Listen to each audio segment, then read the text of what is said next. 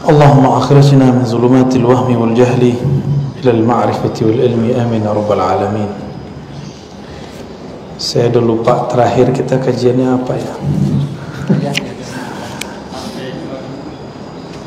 Utamaan umat Muhammad sampai sifat Allah. Sifat Allah. Yang pertama berarti, yang kedua berarti. Ya. Sebelumnya mari kita bacakan surah Al-Fatihah. Kita kirimkan untuk Sayyid Abuya Muhammad Alawi Al-Maliki, pengarang kitab ini. Ya, sekarang yang melanjutkan kajian beliau banyak anak-anaknya, anaknya Sayyid Ahmad, kemudian murid-muridnya. Di Indonesia sangat banyak, ini beruntung negeri kita banyak sekali murid-murid beliau di negeri ini. Maka untuk Abuya Sayyid Muhammad Alawi Al-Maliki dan anak dan murid-muridnya, kita bacakan surah Al-Fatihah. A'udzubillahi bismillahirrahmanirrahim. Alhamdulillahirabbil alamin. Iyyaka na'budu wa iyyaka nasta'in. Shiratal ladzina an'amta 'alaihim ghairil maghdubi 'alaihim waladdallin. Alhamdulillah, Allah mengizinkan saya untuk membedah kitab beliau di dua tempat. Namun yang baru kita aktifkan sekarang di sini, yang satu lagi belum kita komunikasikan, yaitu Manhajus Salaf, ya, itu di tempat sahib saya Ahlul Quran Ustadz Muhammad Fikri. Di sini alhamdulillah kita baru mulai, yaitu kitab Khasa'is Al-Ummah Al-Muhammadiyah, keutamaan keistimewaan umat Nabi Muhammad sallallahu alaihi wasallam. Salah satu yang tertulis dalam Al-Hizb As-Sayfi yang mansub dinisbatkan kepada Sayyidina Ali. Di situ ada satu doa, alhamdulillah, segala puji bagi Allah, alladzi ja'alani min ummati Sayyidina Muhammad SAW, yang menjadikan kita sebagai umat Nabi Muhammad sallallahu alaihi wasallam. Ini nikmat besar, nikmat besar. Dan puncak umat Nabi Muhammad itu sekarang. Makanya semua kenikmatan yang ada terbayang di zaman dahulu ada hari ini. Semua ketaatan yang dulu dibayangkan orang ada hari ini. Tapi juga semua kemaksiatan yang ada di zaman terdahulu ada juga hari ini. Yang lagi rame LGBT, ya, dulu di zaman Nabi Lut, sekarang juga ada, dan terus terang mereka terus terang. Kita tidak benci siapa saja, tapi kita menghimbau kembalilah ke fitrah, ya. Nggak boleh juga benci, Pak. Benci takutnya terkena keluarganya, ya. Sebelumnya kita membahas tentang keutamaan umat Nabi Muhammad yang kedua, yaitu al-ikram birrahmatil khasa. Allah muliakan dengan rahmat, kasih sayang yang khusus.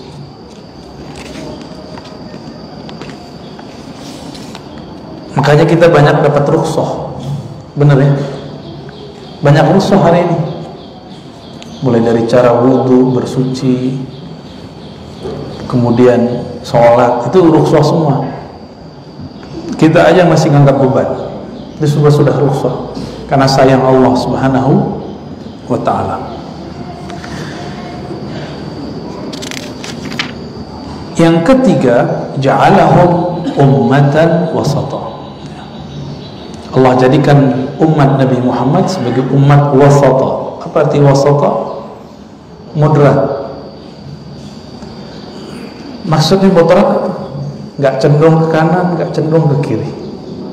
Maka kitab Al-Quran itu bukan kitab satu tema, dia semua tema dibicarakan secara imbang, ya. Di dalam Al-Quran surah Al-Baqarah dikutip oleh beliau, annahum humul ummal wasat wa anhum syuhada 'alan nas. Binasil Quran, apa ayatnya? Wa kadzalika ja'alnakum ummatan wasata. Demikianlah Allah jadikan kamu umat yang wasata, bukan pertengahan dalam pengertian datangnya di tengah, tapi pendiriannya wasat. Maka agama ini membuat umatnya, ini sifat umat. Jadi umat Nabi Muhammad punya sifat namanya wasatiyah. Ini sifat umat karena disebutkan di situ ja'alnakum ummatan.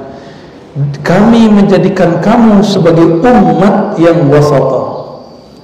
Ada istilah yang diperdebatkan, agama moderat atau umat moderat. Sesuai ayat ini umat yang moderat, ya. Untuk apa itu? Litakunu syuhada'a 'alan nas, supaya kamu, kita, ya, syuhada, menjadi saksi terhadap semua manusia yang dahulu sampai hari ini. Wa yakuna rasulu 'alaikum syahida. Begitu juga Rasul di sini Nabi Muhammad sallallahu alaihi wasallam akan menjadi saksi, syahida, ya. Lalu beliau mengatakan, apa buktinya? Zikru hadhil manqabah wal khususiyah, ya. Keutamaan ini, keistimewaan ini Allah buktikan dengan adanya peralihan kiblat. Jadi kiblat tadinya kemana kiblat kita? Al-Aqsa. Itu yang ada batu yang di bawahnya ada lubang itu. Alhamdulillah Allah izinkan saya ke sana. Dan malam tadi kita ketemu orang Palestina, Syekh Ammar yang ahli qiraat. Ya, kita juga ngobrol masalah itu. Dulu Nabi Muhammad setiap kali mau sholat menghadap ke Al-Masjid Al-Aqsa, beliau menghadap dulu ke Ka'bah. Karena beliau ingat Ka'bah itu dibangun oleh Nabi Ibrahim lebih awal daripada Al-Masjid Al-Aqsa. Ada riwayat menyebutkan perbedaannya 40 hari, berarti lebih tua. Dan Al-Masjid Al-Aqsa itu sudah menjadi identik dengan Ahlul Kitab. Al-Masjid Al-Haram masih pertengahan, masih moderat. Maka dialihkanlah dari Masjid Al-Aqsa ke Al-Masjid Al-Haram, ya. Ya, muncullah surat Al-Baqarah ayat 142, ya. Silakan dilihat nanti di rumah, ya. Uniknya itu dipindahkan lagi sholat. Sejarah ini kemudian menjadi sebuah keunikan. Sayyidina Nabi SAW lagi sholat, disuruh pindah. Masjid tempat Nabi sholat dulu itu disebut Masjid Qiblatain. Tidak ada keutamaan khusus yang disebutkan di dalam Al-Quran dan Sunnah mengenai sholat di sana, tapi yang pasti keutamaannya mengenal sejarahnya. Bahwa Nabi berpindah, ngimaminnya arahnya pindah. Yang tadinya ngadap ke utara, sekarang beliau ngadap agak ke selatan.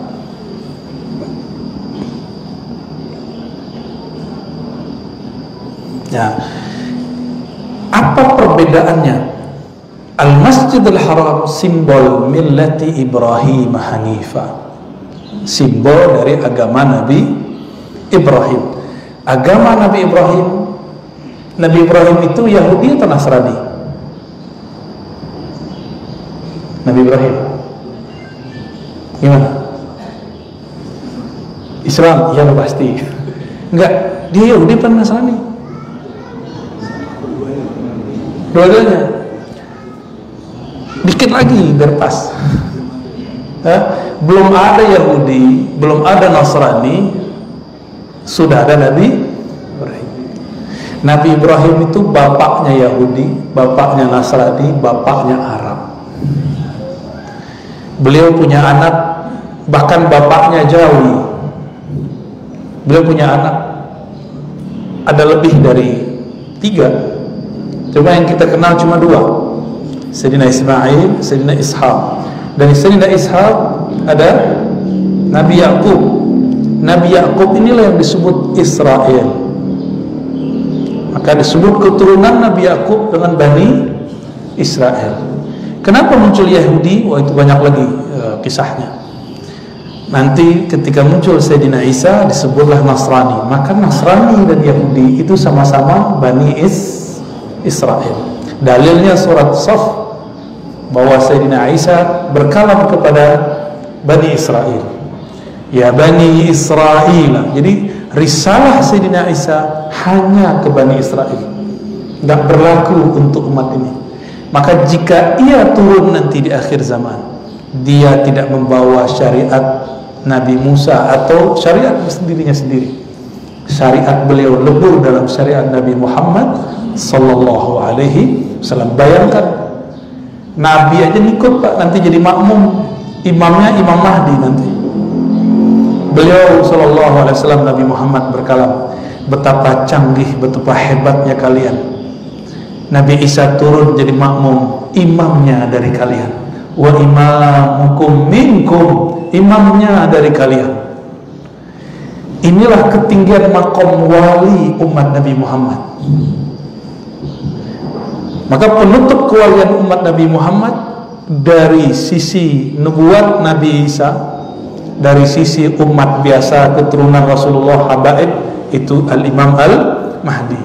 Maka saya ulang-ulang Pak, harus hormat kepada para sayyid, para syarif, para habib, karena dari mereka lah nanti Allah pilihkan Al-Imam Al-Mahdi. Itu aja. Maka kemudian kita beranikan menyebutkan sebuah hadis, yang hadis ini disembunyikan lama padahal sudah ada di kitab Sahih Muslim. Nggak mau orang sampai. Taraktu fikum tsaqalain, aku tinggalkan kepada kalian dua hal yang berat, kitab Allah, dan yang kedua bukan sunnah, ahla baiti, ahlu baitki. Di dalam Sunan Tirmizi, ahlu baiti itrati, itrahku. Maka kita cinta kepada semua habaib, cinta kepada semua habaib, apapun pergerakannya. Ini kalau nggak ada habaib negeri ini mungkin nggak Islami juga. Namun habaib di negeri ini datang bergelombang. Ada gelombang lebih tua, terus pertengahan, dan yang belakangan ini dari Hadramaut. Ya. Dulu banyak, ya, sangat banyak. Maka keturunan-keturunan kiai-kiai yang ada di Jawa hari ini, di Banten, itu hampir semuanya keturunan habaib yang lama-lama. Kalau yang sekarang, ya, yang dari Hadramaut. Nah, negeri kita beruntung, ini adalah negeri yang paling banyak zuriat Nabi Muhammad sallallahu alaihi wasallam.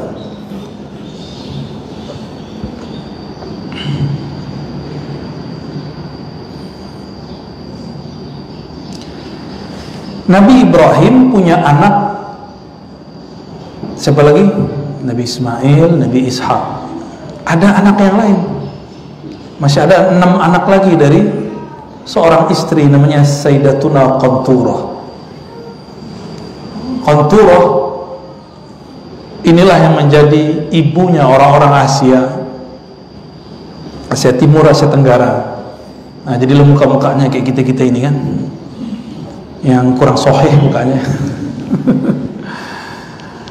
Beda ya sama muka orang-orang Arab nih kita. Beda Pak. Beda muka kita dengan mereka. Maka saya curiga jangan-jangan Cina, Thailand, Vietnam, Patani, Malaysia, Indonesia, Singapura itu sama itu. Sama, wajah-wajahnya mirip. Nonton film Cina, mukanya mirip kita, ya kan? Saya cuma mengajak jangan terjebak kepada rasisme. Orang rasis berarti dia tidak wasata. Di Cina ada orang Islam, ada komunis, ada yang nggak nyembah Allah, ada yang nyembah Allah. Berarti bukan masalah ras, masalah keyakinan. Keyakinannya kemana? Ya, jadi kita nahkum biddin, la nahkum bisya'ab, ya, kita berhukum dengan agama bukan dengan ras. Nah, itulah ajaran Nabi Ibrahim. Ya. Dulu sempat ramai ada aliran Ghafatar, ya, dia pengen menghidupkan agama Ibrahim, gitu ya.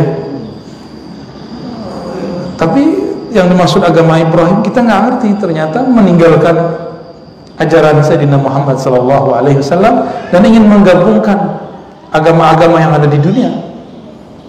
Jangankan Islam, Kristen, Yahudi, ini NU Muhammadiyahnya nggak mau gabung, Pak. Salafi sama Asy'ari juga mau gabung. MU aja dua, ya nggak mau nyatu. Tarekat sama tarekat aja nggak mau nyatu. Boro-boro mau nyatuin agama-agama, ya mimpi besar, ngayal itu, halu, ya. Yang dapat menyatukan umat cuma imam akhir zaman itu, dan kita tidak tahu kapan, di mana. Namun kita siap-siap saja, qalbu kita siapkan, ya. Karena nanti fitnahnya didatangnya bareng. Dajjal datang, dia datang. Nanti orang akan mengira Al-Mahdi itu Dajjal, sebagaimana dikira Dajjal itu Al-Mahdi. Nanti begitu kebolak-balik. Dalilnya dari Sahih Bukhari, Sahih Muslim. Naruhu jannah wa jannatuhun nar. Surganya neraka, nerakanya surga. Gelapnya cahaya, cahayanya gelap. Itu, ya. Semoga kita terselamatkan dari fitnah akhir zaman ini, ya.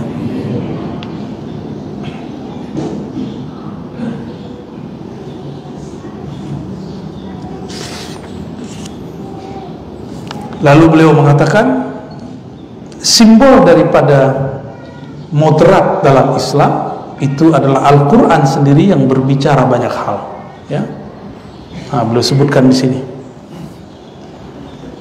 Dan di akhirat, nah, kita loncat ke bagian belakang. Fa innahu idza kana yaumil qiyamah waqafa an-nas li su'ali qawli kulli ummatin hal balaghakum rasulukum fayaquluna la. Nanti di akhir kiamat umat-umat terdahulu, ya, sampai kita itu berdiri semua. Lalu mereka ditanya, hal ballaghakum rasulukum, apakah rasulmu telah mendakwahi kalian? Lalu mereka menjawab, la, belum. Fa yuqalu lirrasul alladhi ursila ilaihim, maka nabinya dipanggil, wahai para rasul, benarkah kalian belum berdakwah kepada umat kalian? Fa yaqulu na'am, justru kami sudah menyampaikan ya Allah. Tuh, antara nabi sama umatnya udah beda. Fa yaqulu man yashhadu lak, siapa yang bersaksi bahwa engkau para nabi sudah mendakwahi umatmu? Apa jawaban para nabi? Muhammadun wa ummatuh, Muhammad dan umatnya. Itulah makna surat Al-Baqarah 143.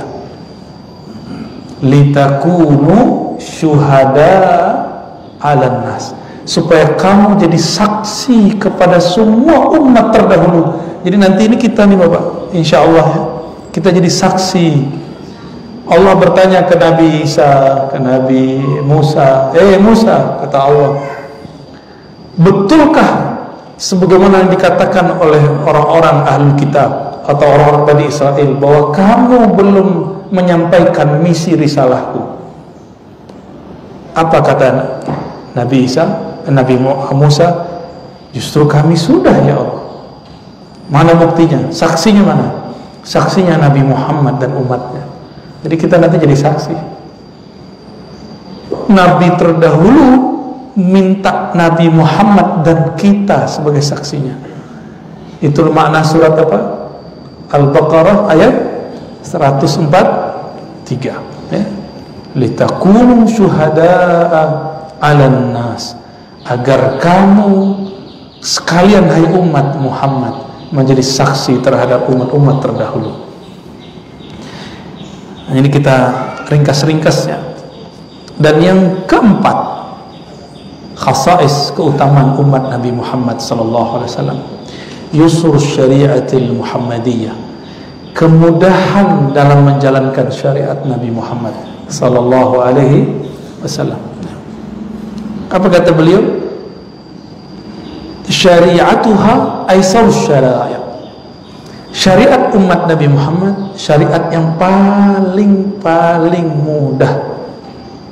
Wazalika binassil Quran, karena itulah nas dari Quran. Allah mengatakan dari surah Al-Baqarah 185. Nanti dicek di rumah. Yuridullahu bikumul yusra wa la yuridu bikumul usra. Allah hanya menginginkan kemudahan bagimu, bukan kesulitan. Maka orang-orang yang berpikir bahwa syariat ini menyulitkan, dia telah menyalahi pemahaman yang Allah turunkan. Dulu saya sering buat daurah kajian zakat. Mohon maaf, itu bapak-bapak, ibu-ibu bertanyaannya gimana supaya nggak kena zakat.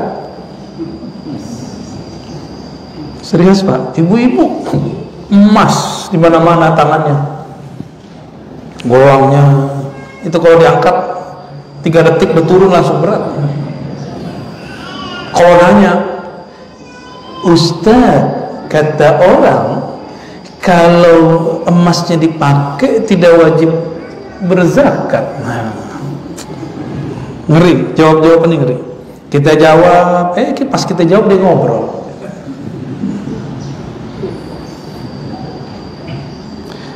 Kita sering bertanya, ingin mencari celah.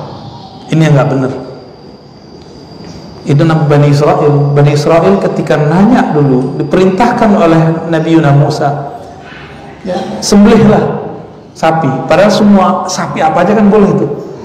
Nanya lagi, pengen detail, pengen sebenarnya itu dibatalkan, dipersulit lah. Oh, nggak ketemu Nabi Musa. Oh, dicari sama Nabi Musa sesuatu yang sesuai perintah dari Allah. Dicari yang nggak pernah dijadiin untuk gembala, warnanya juga safra faqi'ul launuha. Ribet sudah. Musallamatul la syata fiha, nggak pernah dipakai, nggak ada air, pusing mereka. Padahal sapi apa aja ambil. Jadi ketika nanti bapak punya guru rohani, diperintahkan amalkan ini, gak usah nanya, amalin aja, ya.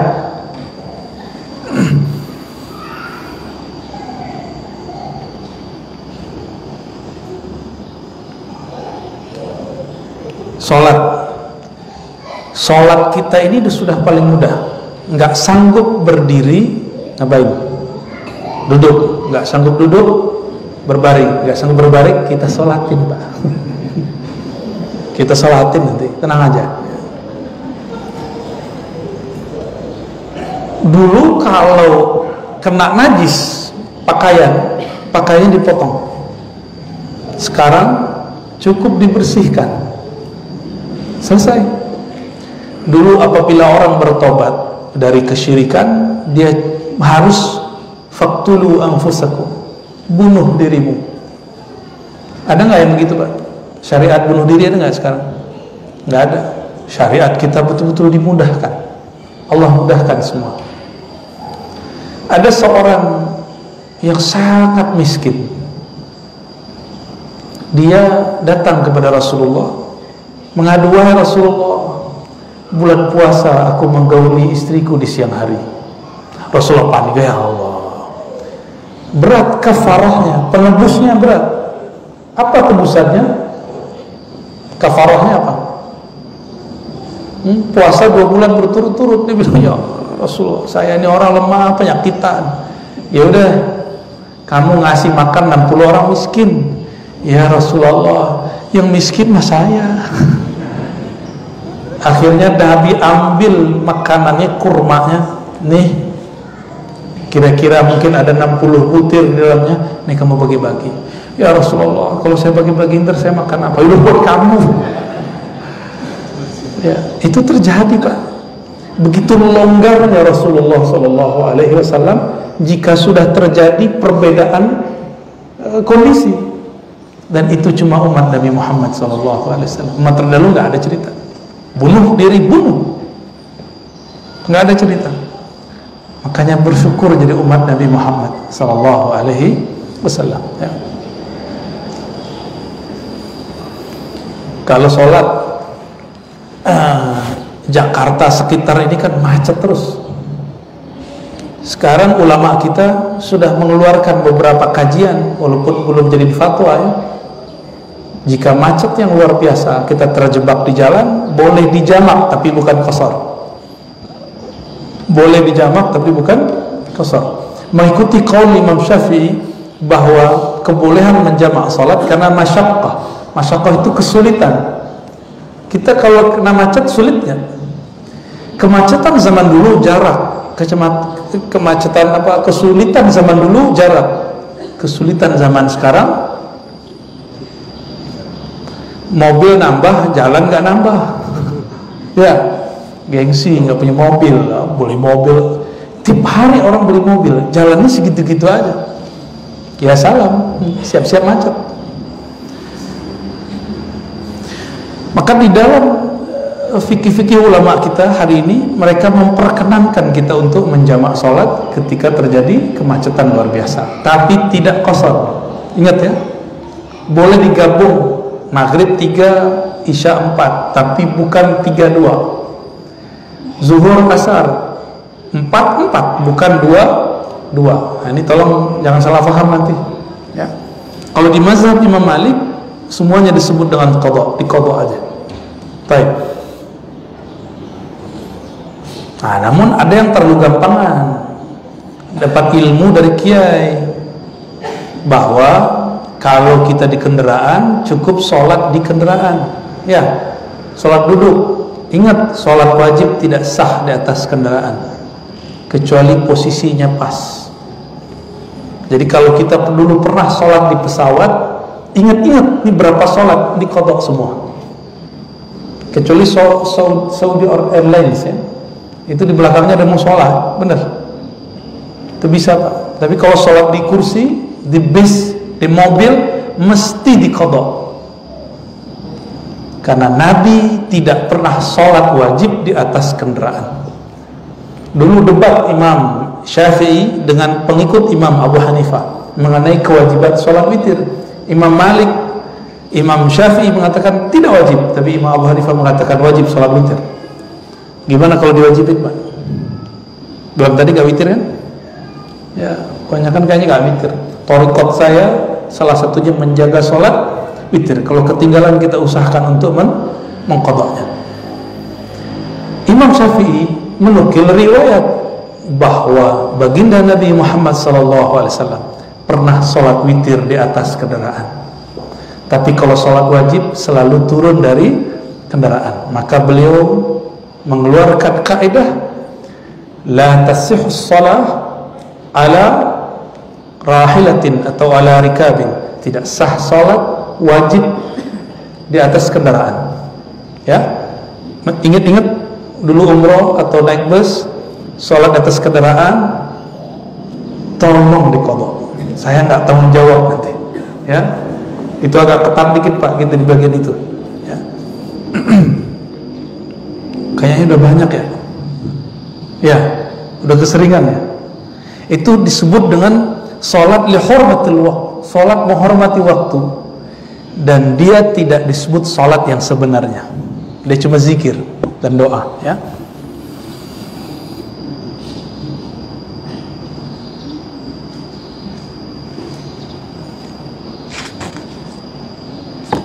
Nabi itu pernah lupa nggak Pak? Pernah. Salah satu berkah umat Nabi Muhammad dibuat lupa dalam sholat. Dalam sholat, bukan lupa dari sholat. Dalam sholatnya beliau ada dua riwayat, satu mengurangi rakaatnya, yang kedua kelebihan rakaat. Dan itu terjadi cuma sekali atau dua kali. Para Nabi ini nggak pernah lupa. Karena lupa itu dari syaitan. Tapi nisyanul anbiya rahmatun wa barakah, bukan syaitan. Lupanya para nabi itu keberkahan, bukan dari syaitan. Kalau kita lupa seperti yang dikatakan oleh khadamnya Nabi Musa, ya, wa ma ansani, tidaklah aku lupa kecuali karena syaitan yang membuat aku lupa. Tapi kalau nabi lupa bukan syaitan, tapi nabi lupa karena Allah sedang kasih hadiah buat umat. Sekarang kalau kita kelebihan rakaat, ada caranya nggak? Sujud sawi. Kalau kurang, kita tambah satu rakaat, atau berapa kurangnya kita tambah, nanti kita sujud sahwi. Coba kalau Nabi nggak pernah dibuat lupa oleh Allah. Jadi Nabi lupa itu syariat. Nabi itu buang air kecil selalu jongkok atau duduk. Jadi Nabi dua metodenya. Di rumah beliau itu beliau membuat WC baru, jongkok, duduk ya. Tapi kemudian diriwayatkan oleh Sayyidatuna Aisyah bahwa beliau duduk jongkok. Di riwayat Abdullah bin Umar ini ngintip Rasul. Jadi Rasulullah diintip buang air kecil jadi hadis. Antum kalau diintip jadi hadas. Ini dosa kita. Ya Bu ya. Abdullah bin Umar naik ke atas rumah di Madinah itu sampai sekarang masih banyak. Gentengnya nggak ada. Dia datar aja. Sekarang baru genteng tuh dari Indonesia tuh dibelinya. Ya. Gak tahu eksportirnya mungkin para habaib juga tuh. Naik ke atas rumah, dilihat Nabi gimana cara buang air kecilnya. Ternyata Nabi buang air kecilnya berdiri. Karena tempatnya sempit, itu banyak sampah. Maka disampaikan oleh Abdullah bin Umar, itu ramai Madinah. Setelah wafat Rasulullah, Abdullah bin Umar buka rahasia itu. Saya pernah ngintip Rasulullah buang air kecil berdiri. Tuh, ngintip dia. Kata Sayyidatuna Aisyah, itu Abdullah bin Umar bohong. Saya nggak pernah nyaksiin Nabi buang air kecil berdiri. Nah, ada dua berita. Satu berita orang di rumah Nabi, satu orang berita di luar rumah Nabi. Maka ketika dua berita ini nyampe, dua-duanya sebenarnya dapat diterima. Tapi biasanya orang-orang ngotot, nggak ada. Dia nggak tahu, dibilang nggak ada. Jadi sekelas Sayyidatuna Aisyah itu nggak salah ketika ngomong, saya nggak pernah lihat. Bener sih kalau beliau ngomong, karena emang di rumah Rasulullah beliau selalu menggunakan kursinya atau jongkok. Itu Rasulullah. Maka yang dia katakan, demi Allah saya tidak pernah melihat Rasulullah buang air kecil kecuali jongkok atau duduk.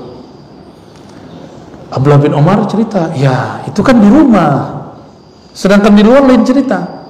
Begitulah ilmu. Banyak kiai sekarang ngomong nggak ada itu, kan banyak sekarang ya. Yang bantah Pak Hashim kali gitu juga.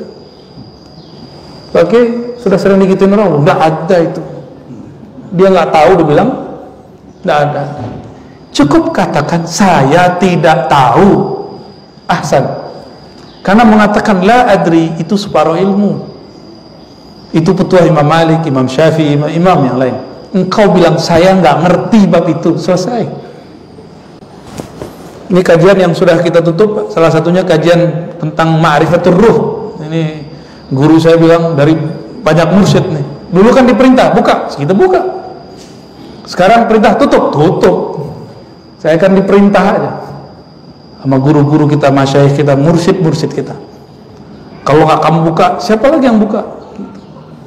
Sekarang tutup, ya tutup. Maka mau nanya tentang ruh, saya nggak akan jawab. Muka gimana juga jawabnya, saya nggak akan jawab. Ya, memang sudah diperintahkan. Kalau orang bilang nggak ada itu, ya dia nggak tahu, nggak ada masalah. Ya, nah beruntunglah yang sebelumnya ikut kajian, ya ma'rifatur ruh. Ya cuma sedikit Allah izinkan buka, dan saya cuma diberikan juga sedikit dari yang sedikit itu. Dan malamnya sekarang sudah ditutup lagi. Ya. Nggak boleh pas saya bahas-bahas itu lagi ntar ya. Jadi tolong jangan tanya-tanya masalah kajian ruh dulu. Ntar kita ngaji-ngaji begini aja kita ya. Bismillah insya Allah.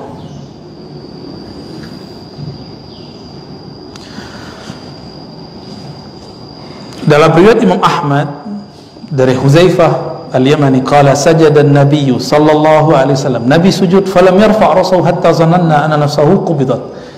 Nabi sujud enggak diangkat-angkat, enggak bangkit-bangkit. Sehingga kami mengira Nabi sudah wafat dalam sujudnya. Seperti doa sebagian kita kan begitu. Kalau saya enggak minta doa meninggal dalam sujud, Pak, ntar kasihan makmumnya. Ya. Benar enggak? Kasihan makmumnya ntar. Tapi kalau ada orang doa begitu, ahsan, bagus ya. Falamma faragha, ketika beliau selesai, qala rabbi istasyarani. Ya. Rabbku, Allah ngajakku ngobrol. Jadi Nabi sujud kalau lama, itu lagi dialog dengan Allah. Kalau kita sujud, kalau kelamaan dikit gimana? Aduh, imam ini sok soleh nih. Wa fi wa ahalla lana katsiran mimma shaddada ala man qablana wa lam yaj'al lana min dunya fin harajin falam ajid syukran illa hadhihi sajdah. Lalu beliau mengatakan di dalam hadis itu yang agak lumayan panjang, Allah menghalalkan bagi kita, bagi umat Nabi Muhammad yang dulu diharamkan. Lalu Allah mudahkan urusan-urusan duniawi kita. Falam ajid syukran illa hadhihi sajdah. Maka beliau sebagai tanda bersyukur kepada Allah sujud lama sekali. Jadi sujud syukur itu boleh di luar salat, boleh di dalam salat, ya. Ini beliau kan halnya dapat. Nah, kita kan kalau nggak dapat hal itu jangan lama-lama Pak, ntar jadi fitnah, ya. Ntar dikira Bapak sudah meninggal. Hadis riwayat Imam Ahmad. Lalu beliau mengatakan, nah ini tahaddus bernikmah. Nabi ini sering memamerkan nikmat karena perintah. Akhir surat Wadduha apa lafaznya? Amma bi ni'mati rabbika fahaddits. Terhadap nikmat Rabbmu didahulukan objeknya ni'mati rabbuk, nikmati rabbik. Seharusnya kan hadis ni'mati rabbik. Sekarang objeknya dimajukan, berarti serius. Terhadap nikmat Allah yang sangat besar, ceritakanlah. Menceritakan bahwa ini kebaikan Allah, bukan karena ini turun ke kita, tapi karena Allah lah yang maha baik. Nah, Nabi Muhammad SAW ya, yaftakhiru bihadihi ni'mati tahaddusan bi ni'matillah. Begitu kata Sayyid Muhammad, Abu Yazid Muhammad Alawi Al-Maliki. Nabi berbangga untuk masalah ini. Apa kata beliau? Inni bu'istu bisamhatil hanafiyyah. Aku diutus dengan samhah. Samhah itu kelapangan, hanifiyah dengan kelurusan. Betul-betul gampang. Syariat kita udah gampang sekarang, ya. Wa yufsi bidzalika bu'utsahu wa rasulahu yaqulu basyiru wa la tunaffiru wa yassiru wa la tu'assiru. Ketika beliau mengutus Abu Musa al-Asy'ari, Sayyidina Ali, Mu'adz bin Jabal, sahabat-sahabat diutus keluar, itu dikasih 4 kalam. Basyiru, jangan bikin umat takut. Jadi kajian akhir zaman kita nggak boleh bikin rusuh. Kajian akhirat kita nggak boleh bikin umat putus asa.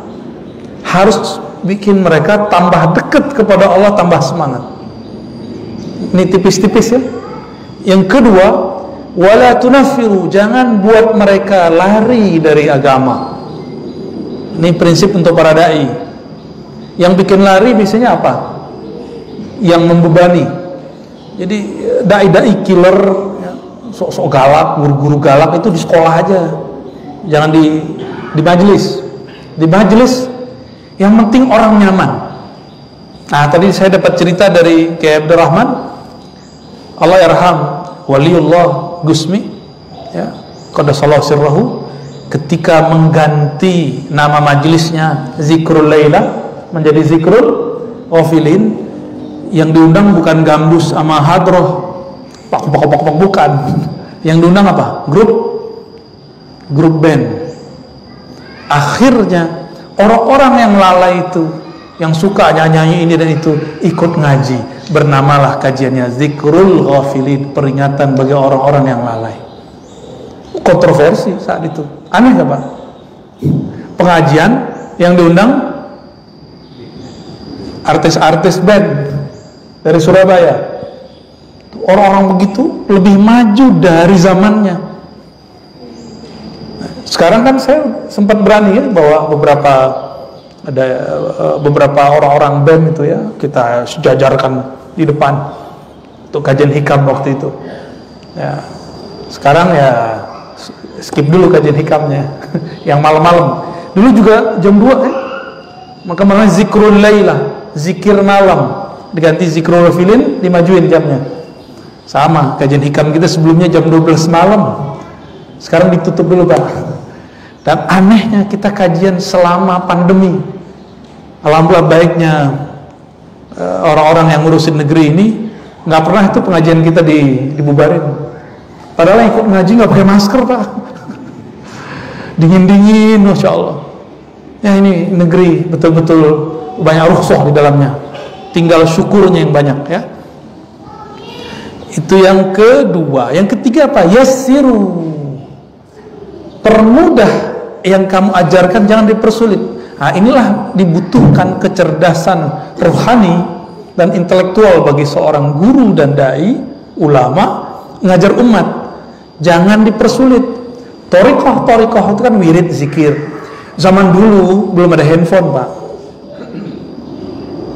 Belum ada handphone. Saya buat khawat 10 hari dulu. Mau ditarik handphonenya, takut kabur pulang. Ya udahlah, kasih izin buka handphone jam 5 sampai maghrib. Kita buat khawat dulu, itikaf, zikir khafi, zikir qalbu. Ini udah dari pandemi sampai sekarang saya belum buat lagi. Maka kita buat suluk from home, khawat, suluk, latihan rohani, tapi dari rumah. Kok dibuat kerjanya dari rumah, ya? Masa latihan rohani tidak bisa dari rumah, ya? Mungkin sudah ada yang ngamalin beberapa, ya. Alhamdulillah, itu berkah itu insya Allah. Yassiru, jadi harus butuh namanya tajdid. Tajdid itu revisi. Setiap masa itu ada metode yang cocok untuk masa itu. Sama-sama namanya zikir Naqsyabandiyah, tapi metodenya harus berubah. Sama-sama Qadiriyah, sama-sama Syaziliyah, tapi harus ada cara yang beda dengan dulu mas sekarang. Di zaman dulu ada kerjaan berangkat pagi pulang sore ngantor, ada nggak? Nggak ada. Zaman dulu nggak ada. Sekarang ada, maka harus disesuaikan metodenya dengan zaman sekarang. Sama-sama thariqahnya disebut thariqah A, tapi cara pengamalannya sudah dimudahkan, disebut tajdid. Dan mujaddid itu akan ada di setiap 100 tahun. Begitu dalam hadis Imam Abu Dawud, ya. Barangkali ini zamannya sudah mulai dekat, zaman tajdid, ya. Wala tu'assiru, jangan persulit. Nah, ngaji, baru ngaji udah ngomong sunnah bid'ah, sulit nggak otak kita? Ya, itu mempersulit. Kajian mengenai diagnosa suatu hukum atau menjelaskan jenis suatu amalan ini sunnah bid'ah, itu otoritas para ulama. Makanya saya katakan tadi di Masjid Puri, ya, Puri Cinere, semua orang berhak ngomong agamanya, tapi yang berbicara mengenai hukum agamanya cuma ulama ahli hukum. Gitu. Silakan komentar apa saja. Tapi kalau sudah masuk ke wilayah-wilayah yang ada otoritasnya, jangan sembarangan komentar. Ya. Sebagaimana kita nggak sembarangan mendiagnosa orang punya penyakit, harus datang ke dokter.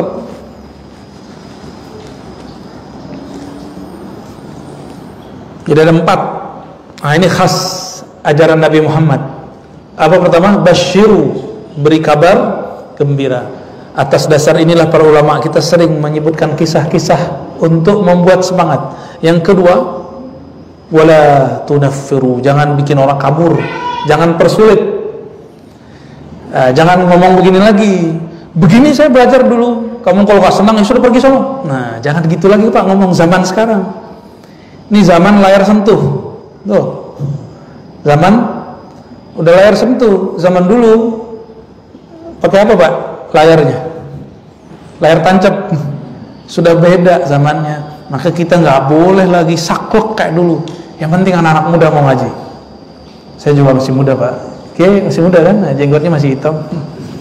Alhamdulillah. Wa hadhil qaidah. Nomor 3, yassiru, taisir, dimudahkan. Yang keempat, tidak mempersulit, ya. Disinilah muncul revisi-revisi dalam metode. Syariat tidak boleh direvisi, tapi fikih boleh direvisi. Apa bedanya?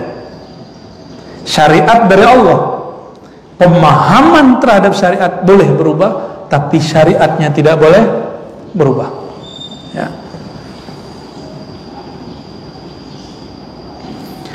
Wa hadhihi al-qa'idatul kubra fi takalifi hadhihi al-aqidati kulliha. Nah, inilah kaidah-kaidah besar dalam, ya, tugas mengajarkan akidah agama ini, fahiya muyassarah wala usra fiha. Ini justru mempermudah, bukan mempersulit, ya. Wa hiya tuhilul qalbi alladhi yatazawwaquha bisuhula wal yusra fi akhidil hayati kulliha. Inilah yang membuat agama ini justru tanpa mempermudah. Ini mohon maaf, zakat yang 10% apa Pak? Zakat tanaman pakai air pada hujan, bukan irigasi. Kalau irigasi 5%. Kalau hasil dagang pekerjaan bulanan tahunan cuma 2,5%.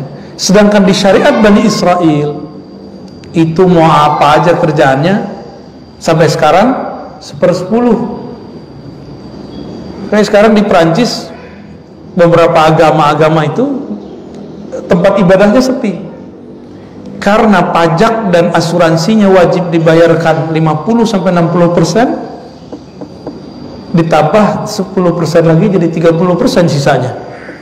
Mereka nggak mau ke tempat ibadah mereka karena mempersulit, ya. Nah, itulah alasannya mungkin kita sedih di kota Depok ini masih banyak sekali masjid-masjid karena bingung mau cari dana gimana, akhirnya nadah di tengah jalan, ya. Kita mau salahin siapa? Ini katanya kota-kota religius, ya. Ya, semoga sampai ini kepada pemimpin-pemimpin di Depok, ya. Mau ini dibantu di masjid-masjid biar nggak buka. Malu kita sama agama lain, bahkan malu kepada Rasulullah Sallallahu Alaihi Wasallam, ya. Kalau ada wakil-wakil rakyat atau yang diurus itu, dirapikan masalah itu. Jangan alasan nggak ngasih Pak, ya, ngasih aja. Itu mereka udah bingung membuat perubahan. Orang sekarang sibuk bikin masjid fisiknya, tapi lupa membangun orang di dalamnya. Nah, ini yang kita sedih. Dulu ulama kita bikin pesantren bangunannya dulu atau pesantren isinya dulu. Nah, ngajinya dulu dihidupkan, baru bikin bangunannya. Jangan dibalik. Jangan dibalik. Dan pesantren itu nggak bisa ala orang kaya, nggak, mohon maaf. Pesantren itu ala kiai. Kiai dapatnya gimana, cara-caranya, dia akan menjalankan itu. Saya berulang-ulang kali menyampaikan, ini banyak sekali kawan-kawan kita yang Allah berikan harta berlebih, nggak percaya sama kiai, malah curiga sama kiai. Dia bilang, ini ngomong ke saya Pak, ntar kasih sama kiai itu turun ke anaknya. Ya salam. Itu tuduhan yang luar biasa itu. Tapi kalau di Jawa, keberlangsungan pesantren emang ke anak. Kalau nggak ada sistem itu, udah hancur Pak pesantren. Saya orang Sumatera Barat. Di Sumatera Barat, karena tradisi turun ke anaknya kurang. Jadi kalau anaknya tidak alim, nggak dihormati di sana. Ada yang sekampung sama saya, maka banyaklah pesantren-pesantren dulu ratusan ribuan. Kalau ada seorang peneliti pendidikan di sana, kampus aja di 3.000 dulu di sana. Belum lagi pesantren, tarbiyah, ya, surau-surau kajian kitab. Karena orang tidak menghormati turun ke anak, karena kecurigaan tinggi atau apa saya nggak tahu, wallahu alam. Gimana nih Dato nih penghulu sana nih? Benar, habis Pak, habis. Itulah cara Allah menjaga pesantren di Pulau Jawa, dari kiai turun ke anaknya atau ponakannya. Ramai juga tuh Pak, kayak perang-perang zaman-zaman dulu, konflik-konflik di kerajaan, sampai ke masalah laundry aja ramai itu ntar. Tapi itu dinamika biasa, nggak masalah. Yang penting pesantren jalan terus. Konflik-konflik keluarga itu biasa, masalah cuan biasa, ya. Dulu kiai-kiai kita bangun ruhnya dulu, baru bertahap bangun fisiknya. Maka siapa yang punya kelebihan harta, yang ngobrol sama kiai, ngobrol sama syaikh, ya. Jangan buat konsep-konsep sendiri. Dibuat bangunan, ada kubah-kubahnya, nih pesantren. Itu namanya bangunan seperti pesantren. Bapak udah pernah ke tempat Abuya Muhtadi, ayahnya Abuya Dimyati. Saya ziarah ke sana, tapi belum sempat ketemu dengan Abuya Muhtadinya, tapi ziarah ke ayahanda beliau. Itu pesantren gak ada kubah-kubahnya, Pak. Apa namanya? Rumah-rumah kecil, pondok-pondokan itu. Pendopo. Pendopo bahasa Jawa. Nah? Obong. Ajib. Kiai tinggal di tempat begitu. Nggak ada, Pak, ya. Itu nggak ada. Nggak ada kubah-kubahnya. Tapi siapa aja pemimpin di negeri ini pasti datang ke situ. Jenderal di mana aja datang ke situ. Kira-kira muliaan mana, Pak? Ya. Yang memimpin siapa sebenarnya? Nah, ini yang luar biasa, ya. Kita baru saja pekan lalu, ya, 2 minggu lalu, ya, dari Abah Lutfi, Habib Lutfi, pemimpin Sayyidul Mursyidin, ya, pemimpin para mursyid. Itu nggak ada pesantren, majelis aja, majelis kan sholawat. Masya Allah, itu orang datang, pengen sekedar ketemu, melihat beliau. Karena yang beliau bangun cinta kepada Rasul Sallallahu Alaihi Wasallam. Ya, kita beruntung punya orang-orang begitu. Itu menteri-menteri, koordinator datang pakai helikopter, ketemu bentar, pulang ke Pekalongan, Pak. Ya. Jadi ternyata mau jadi orang hebat tuh nggak mesti di Jakarta, ya bisa di mana-mana. Jadi jangan salah konsep kita. Dan saya juga tinggal di Jakarta kok, Pak. Saya tinggal di Depok, Pak. Nanti kalau ditinggalnya ke sana, ya itu lain cerita, ya. Allahu a'lam bishawab. Baik. Ini Bapak Ibu yang bukan Allah, salah satu kelebihan yang Allah berikan kepada kita sebagai umat Nabi Muhammad, bahwa syariat ini dimudahkan oleh Allah Subhanahu wa taala. Saya mengajak ini, silakan dibaca itu, ya. Alhamdulillahillazi ja'alana min ummati sayyidina Muhammad. Coba baca, alhamdulillahillazi ja'alana min ummati sayyidina Muhammad. Terima kasih ya Allah yang telah menjadikan kami umat Nabi Muhammad. Al-Fatihah. Amin.